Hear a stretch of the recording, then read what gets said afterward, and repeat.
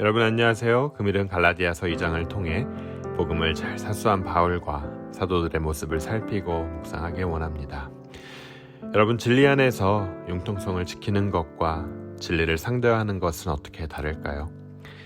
우리는 복음의 진리를 알고 그 안에 거할 때 참 자유를 얻습니다. 그리고 그 자유는 진리를 훼손하지 않으면서도 누구와도 친구가 될 수 있게 합니다. 폭넓게 소통하면서 진리의 폭과 깊이를 더해갈 수 있게 하죠. 하지만 그것은 모든 것이 진리다라는 상대주의와는 전혀 다른 개념입니다.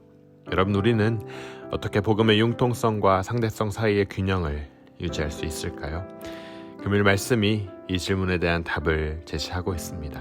금일 말씀 안으로 들어가 보도록 하겠습니다. 갈라디아서 2장 3절에서 5절 말씀이 이렇게 전하고 있습니다. 그러나 나와 함께 있는 헬라인 디도라도 억지로 할례를 받게 아니하였으니 이는 가만히 들어온 거짓 형제의 까닭이라.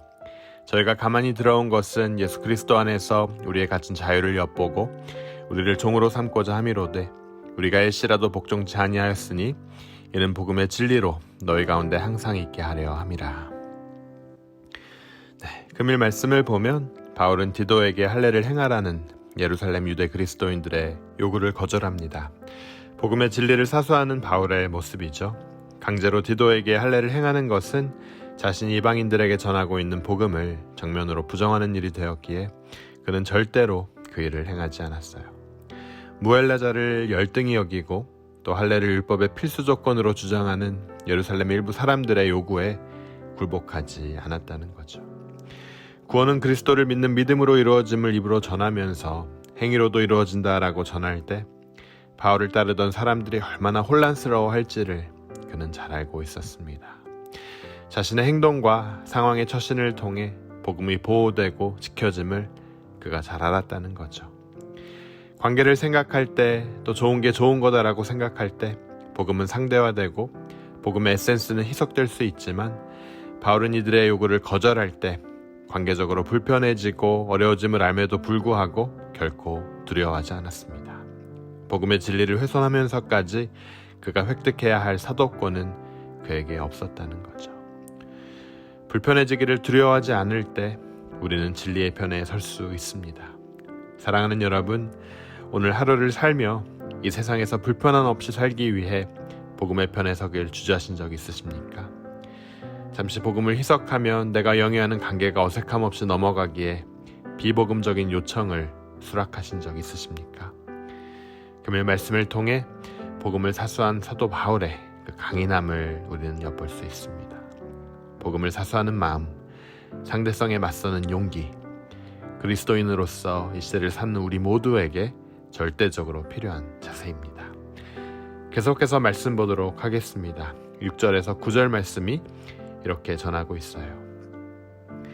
유명하다는 이들 중에 본래 어떤 이들이든지 내게 상관이 없으며 하나님은 사람의 외모를 취하지 아니하시나니 저 유명한 이들은 내게 더하여 준 것이 없고 도리어 내가 무할례자에게 복음 전함을 맡기를 베드로가 할례자에게 맡음과 같이 한 것을 보고 베드로에게 역사하사 그를 할례자의 사도로 삼으시니가 또한 내게 역사하사 나를 이방인에게 사도로 삼으셨느니라. 또 내게 주신 은혜를 알므로 기둥같이 여기는 야고보와 게바와 요한도 나와 바나바에게 교제 약수를 하였으니 이는 우리는 이방인에게로 저희는 할례자에게로 가게 하려 함이라. 네, 여러분, 예루살렘의 사도들은 바울이 전하고 있는 복음에 아무것도 더하거나 빼지 않았습니다. 그의 사역을 있는 그대로 인정하였어요. 그 복음이 하나님께로부터 왔고 그가 자신들처럼 예수님의 보냄을 받되 무할례자들을 향한 전도자로 하나님께서 보내셨음을 인정했다는 거죠. 하나님 안에서 아름답게 하나된 모습을 우리에게 보여주고 있습니다. 이들은 자신의 사역 스타일과 다르다고 바울을 업신여기고 비방하지 않았습니다. 자신의 색과 다르다고 그의 사역을 비판하지 않았어요. 서로 생긴 게 다 다르듯 하나님 안에서 행하는 사역의 모습이 다름을 인정했다는 거죠. 오직 하나님만을 기쁘게 하기 위해 그리고 이 복음을 위해 살아온 삶이 가져온 인정이자 결과였습니다. 여러분, 우리 공동체가 나와 조금 다른 사람을 업신여기고 차별하지 않고 오직 하나님만을 기쁘게 하기 위해 존재하는 것을 인정하고 서로를 귀하게 여긴다면 얼마나 아름다울까요? 여러분들은 내가 가진 자격증이 아닌 행하고 있는 나의 사역과 맺고 있는 열매로 인정받길 사모하고 계신지요. 금일 말씀은 우리 모두를 도전하고 있습니다. 여러분, 마지막 부분입니다. 바울은 예루살렘 사도들의 가르침을 바꾸려고 하지 않고 그들의 가르침에 자신의 것을 맞추려고 하지 않았지만 두 그룹은 주 안에서 교제하고 서로의 사역을 인정해 주었습니다. 다만 사도들은 바울에게 구제에 힘써줄 것을 부탁하였습니다. 다만 우리에게 가난한 자들 생각할 것을 부탁하였으니 이것을 나도 본래 힘써 행하노라. 사도들과 바울은 다른 방법과 경로를 통해 사도로 부름받았고 복음을 받았지만 이들은 서로 주 안에서 교제하고 사역을 인정하는 아름다운 관계를 이어갔다는 겁니다. 바울은 베드로, 야고보, 또 요한과 친교의 약수를 나누었고 구제에 힘써줄 것을 부탁받았습니다. 그리스도를 향한 중심이 서로 간의 차이를 넘어 참된 교제를 가능하게 하는 조건입니다. 사랑하는 여러분, 좋은 게 좋다는 식으로 서로의 차이를 지어나가려고 할 때 불편함은 비록 제거되겠지만 복음은 점점 그 본질에서 멀어질 수 있습니다. 누구도 진리를 독점할 수 없기에 그 광대함 앞에서 우리는 겸손히 서로를 경청해야 합니다.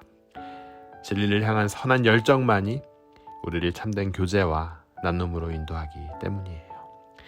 저는 저희 모두가 상대주의가 판치는 이 세상을 살며 복음의 진리를 불편함이 있더라도 사수하고 또한 서로의 사역을 인정하며 아름다운 교제로 나아가는 여러분 모두가 되시길 주님의 이름으로 축원합니다. 우리 함께 기도하도록 하겠습니다. 하나님 은혜 감사합니다. 복음과 믿음에 대해서는 한치의 양보하지 않는 단호함의 용기를 허락하여 주시고 그 누구, 그 어떤 상황 앞에서도 주눅들지 않도록 믿는 이의 당당함을 더해주시길 간절히 원합니다. 가난한 이들에게 손을 펴므로 회개한 합당한 열매를 맺어가는 그리스도인다운 그리스도인으로 이 하루를 살게 하여 주시옵소서. 주님, 우리 모두가 서로 다르게 지음받음을 인정하고 서로를 사랑하는 마음으로 이들의 사역을 존중하고 지원하는 우리 모두가 될 수 있도록 허락하여 주시옵소서.